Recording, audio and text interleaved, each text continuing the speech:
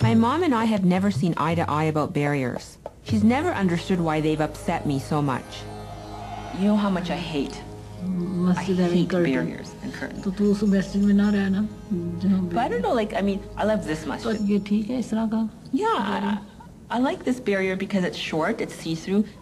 I mean, what do you think? Do you like it? Yeah, I like this. I don't like to put curtain. You don't like the curtain? I like this one. What about in Pakistan? When you were growing up, did you go into the mosque? Never. Why? Why? Because there, I don't know, there's no single woman goes to it because there's so many men and masjids are not big enough and they don't have even proper place. No, but they felt that women didn't belong in the mosque, right? Right? No, actually I didn't hear that either. But I don't know, women don't like either. Why? Why don't they like to go? Because you know why they don't want to go? Because they're not welcome. They're not. Men don't want them there, so they make it difficult for them to go. Can't you admit when you came to this country where they welcomed you into the masjids and didn't have these cultural hang-ups? This is where you learned Islam? Yeah, is this the country that you learned Islam? Yeah, we gain more because we are coming to the mosque. Where will you learn if you won't come to the mosque? And the masjids without the barriers are better for women. If some women feel comfortable, let them stay behind the barrier, and I don't mind. You don't mind the barrier? No. If it happens that there are people who may put in the barrier, I don't want to fight with them. But you would rather go to a mosque without a barrier? Yeah. See, you admit it. Yeah. You admit it.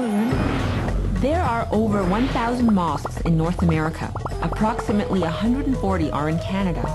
In 1994, 52% of mosques had curtains or partitions. By 2000, that number had gone up to 66%. One of those mosques is in Winnipeg. I talked to Jenna DeSantis and Shahina Siddiqui about their feelings. So tell me, like, when it first started, what did it look like? Well, in the late 1980s, I guess. Yeah. It started. I didn't come until 13 years ago, so that wasn't long ago. Right. And when I came, there was only like a knee-high partition. I think they were going through the transition, but Sister Shahina was here before that small partition. But I think that was just the beginning of wanting to build this. Yeah. The first reaction was someone went through an awful lot of trouble in this mosque, like incredible amount of trouble to make sure that they couldn't see women. But this was clearly probably the most well thought out design of any structure in this whole building.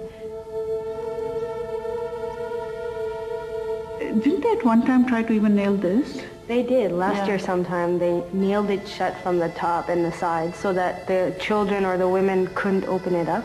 Because it's up to us to open it up from that side. We came in one day and we noticed we couldn't open any of them.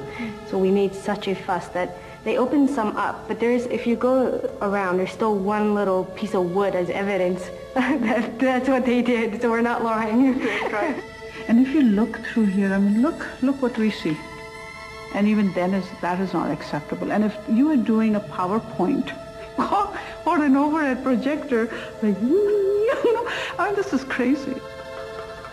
There used to be, in the very beginning, no barrier at all. At the beginning, yeah, there was no barrier. I mean, I wasn't here, but yeah.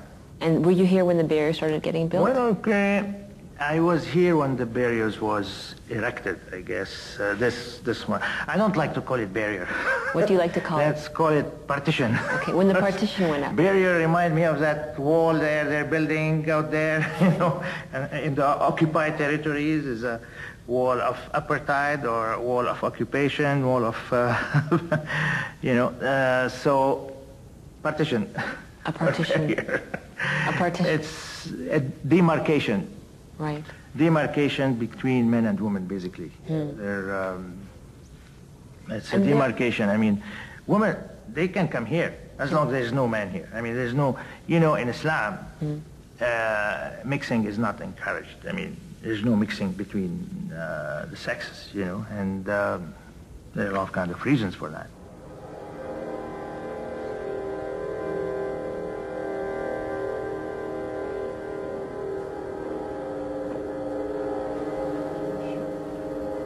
I am very comfortable praying behind the barrier.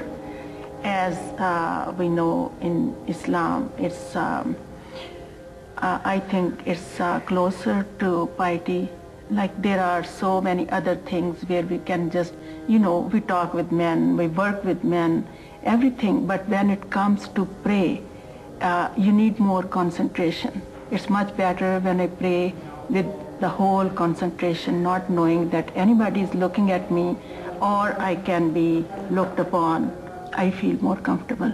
I have the same feeling. We have this curtain thing for a long time. We never have this problem to have it or not. And I'm surprised why it's a problem now. To me, it's really culture and sexism and chauvinism. And yes, there are some who try so hard to show from the Quran that this is valid, but it's not, because if it was, it would have always been, and especially in the time of the Prophet, and it wasn't. They are growing up thinking and believing that this is what Islam is all about, this is how we should behave in the mosque. I've never found any other religion which gave women such a elevated, social status, and I'm like, wow, this is what I want to be. Forget about women's lib. It's better. But unfortunately, I didn't know 13 years ago that every community had issues like this. Oh, yeah. So I don't come here often, unfortunately. And that's really sad, because it used to be a very alive masjid. Oh God, I Before, remember yeah. when this was halfway and I first converted, I was like, wow, it's not like a Catholic church where you have to sit on benches and with your family. It was more comfortable for me. I sat in a row with women, I listened to the speech, and when everybody got up to pray and everybody did everything in unison, I was like, wow, this makes my heart beat. And it was like a heartbeat. But then when they put a barrier up, I'm like, what did I do wrong? I didn't do anything wrong. I was trying to pray.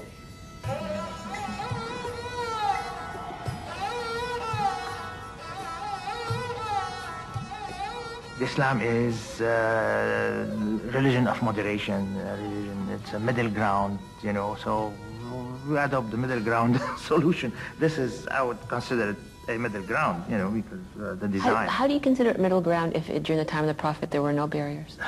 And that was the best time, the best solution. It's the best time, the best people, But they had problems. The men best used, time, the men the used best to look at the people women, there. though. We can't compare to them now. But why can't we? Was this society free of problems that ordinary people faced? For centuries, Islam dominated the world in their achievements. They were the greatest military power on earth. The greatest scientists and philosophers came from this civilization. Whoa, wait a minute. The glories of the Muslim world have long since passed, and the one legacy that has remained stubbornly in place is the seclusion of women. For me and many other women, the true golden age of Islam was the time of the Prophet. Where did this come from? Like, why did we go from this egalitarian society and rapidly degenerate? The degeneration of Muslim society in the 19th and 20th century is a reality that Muslim intellectuals and secular intellectuals acknowledged. But I think the really important point is that some of the greatest thinkers in the Muslim world, some of the greatest Muslim reformers of the 20th century, saw that the secret of the continuing decadence of the Muslim world was the disempowerment of women and the subjugation of women and the segregation of women from society, such that they had become the incapacitated lung. It's always important to see things in terms of their time and place. The Hadith are a collection of narratives that describe the early Muslim community. After the Quran, the Hadith are the most important source of knowledge in Islam. I talked to Sheikh Abdullah Adhami, a world-renowned Islamic scholar who specializes in Hadith literature. I wanted to find out what the narratives have to say about barriers in mosques during the time of the Prophet.